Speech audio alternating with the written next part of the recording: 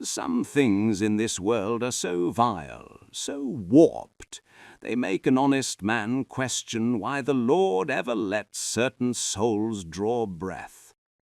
In the summer of 1895, just beyond Red Hollow, Wyoming, the sky sagged low, heavy with heat.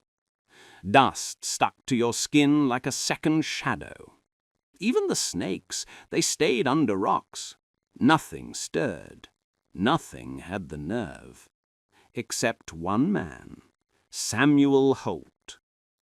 He wasn't chasing trouble. No, he was just riding back from bartering flour and shells in town. A reserved man, the kind who said little but noticed everything. As he cut through a narrow gulch, something strange caught his eye under a scraggly pine. From afar, it looked like a pile of rags. Then he saw flesh, pale, battered, bare.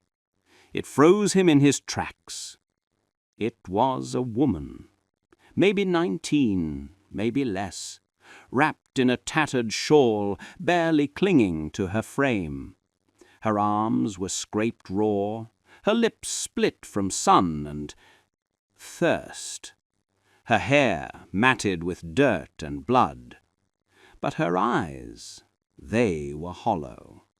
She didn't cry out, didn't shy away, didn't beg. She just whispered, in a voice like dry leaves on stone, "I'm tainted, through and through." Samuel didn't need her to spell it out. The bruises, the shredded shawl, the lifeless gaze. Her body spoke louder than words ever could. Her words, they lingered, like hash in the air. Samuel stood still for a long moment. He'd seen war, seen death, seen what men do when they think no one's looking. But this, he'd never seen a spirit so shattered it feared nothing. He didn't ask what happened, didn't ask who was responsible. He just stepped closer, spread his jacket on the ground, and lifted her gently, like she was made of air. Not out of valor, not out of pity, but because it was the only damned thing that made sense. She didn't fight him, just leaned her head against his shoulder, like she'd been waiting for someone to let her stop running. And in that moment, under that pine, with the sun scorching the earth and the world too cruel to notice, a man who'd lost it all found someone who had even less. He didn't know her name, didn't know her past, but he knew one thing. Whatever hell she'd crawled out of, she wasn't going back alone. What came next, it would change them both for good. The trail back to his homestead was long, rugged, silent as a grave. Samuel kept quiet, and so did she. She leaned against him in the saddle, eyes shut, her body shivering now and then, like her soul hadn't caught up to being safe. His place was tucked behind a low ridge of thorny brush, far from town, just how he liked it. No neighbors, no prying eyes, just creaking boards, dusty glass, and the soft hum of wind through cracked posts. He settled her on a worn cot in the corner of the cabin, fetched warm water, laid out a clean dress that once belonged to his late sister. Then, without a word, he stepped out to the porch to give her space. He lit a cigar, watched the sky shift from amber to crimson. Hell, he didn't know what she'd do. Bolt, weep, maybe smash something. But she didn't run. Come morning, he found her in the shed, sitting still, touching a sack of grain like it was the last warm thing left. She didn't speak. He offered her a tin of stew and a hunk of biscuit. She ate slow, like someone who'd learned not to trust a meal coming easy. Later, she asked for a brush. It was the first real thing she said. He gave her one, watched her work through the tangles in silence. Then, just once, she looked up and asked, "Why didn't you lay a hand on me?" He held her gaze for a long beat before saying, "Because no one should have." She didn't cry, but her jaw trembled, just enough to show the storm she was holding back. That night she didn't sleep in the shed. She stayed inside, curled under a quilt by the fire. Samuel didn't push, just sat outside again, listening to wolves call in the distance. And in the quiet of that second night, something shifted. She wasn't safe yet, but for the first time she wasn't alone.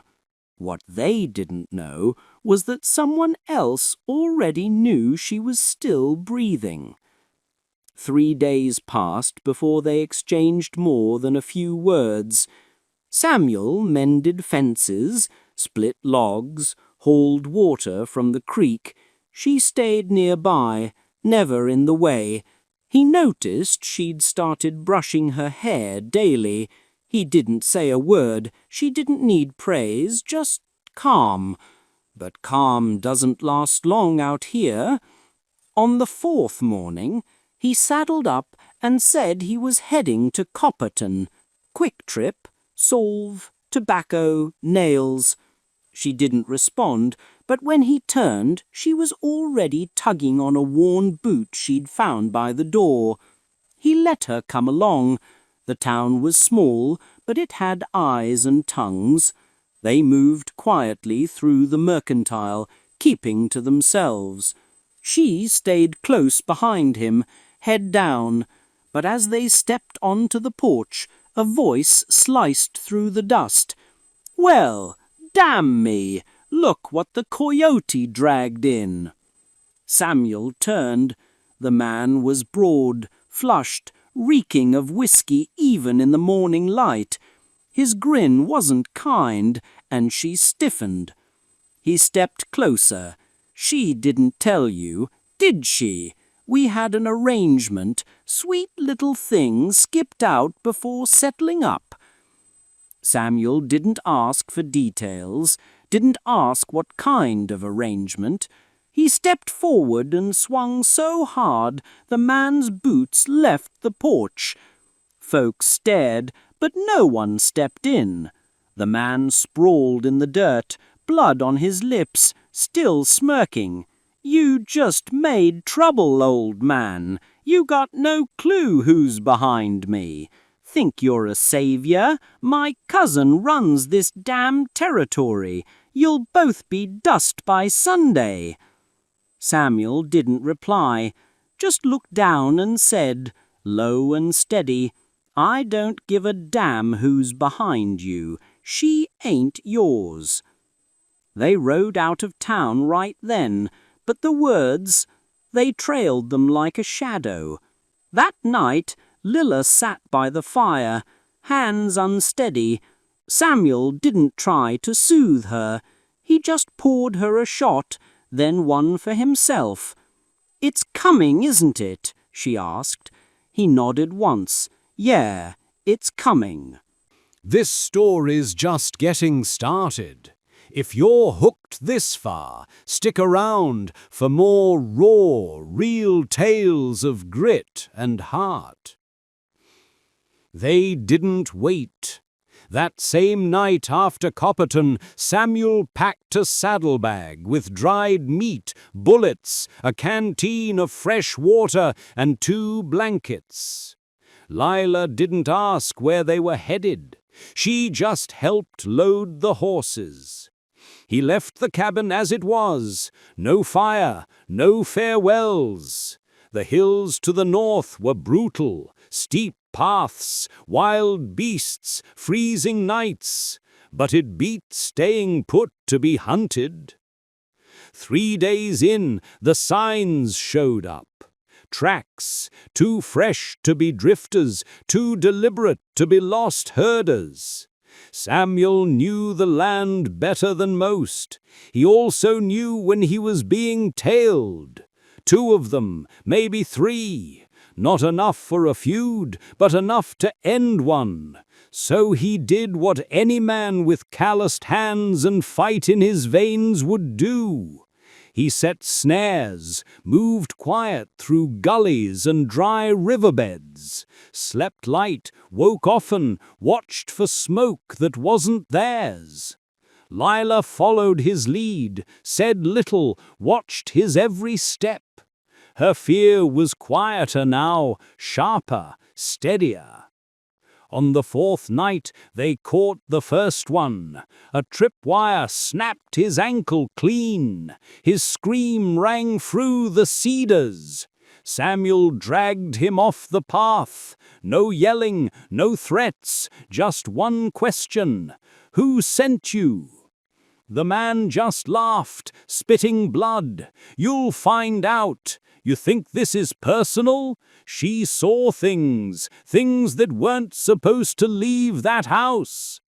The next night, gunfire split the canyon. No one was hit, but it made things clear.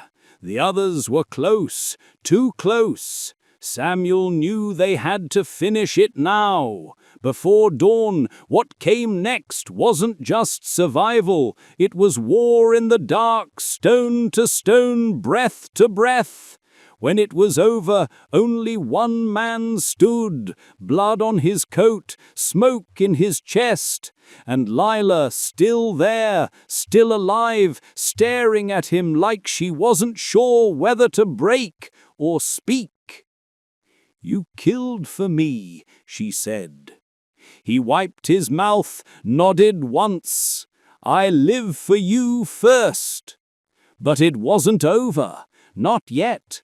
There was one thing Lila hadn't told Samuel, and when it came to light, it would turn everything upside down. Weeks passed since the last shot echoed through the canyon. Up on Black Mesa, where the air felt purer and the sky stretched wide, Samuel built a rough cabin from logs and scraps he found near a dry wash. No frills, no porch, but it held. Lila pitched in. She hauled stones, cooked simple meals, and most nights sat by the fire in quiet. Not the kind that hides secrets, but the kind that says peace has finally carved out a corner.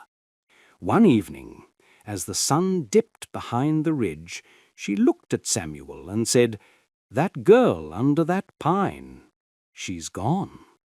He didn't answer right away, just stared into the flames, then turned and said, "Then I'm glad to have buried her, and to meet the woman sitting here now." No grand gestures, no embraces in the dusk, just a nod, a faint smile. 2 people, broken in their own ways, now standing in the same glow. They never went back to town, never tried to explain. Sometimes the world doesn't need your tale. It just needs you to outlast it. And maybe that's the story. Because for every man who's turned his back on what's right, there's another who still knows when to step up. And for every woman left with nothing but scars and fear, there's still a chance, a sliver of sky, a trail leading somewhere new. So, if you've stuck with this story, ask yourself, what would you have done if you found her? Would you have walked away? Or would you have stepped forward, even if no one but the stars saw it? If this tale moved you, give it a nod. And if you want more stories that remind you who we're meant to be, stick around. Out here in the wild, good folks still ride, and some stories, like this one, deserve to live on.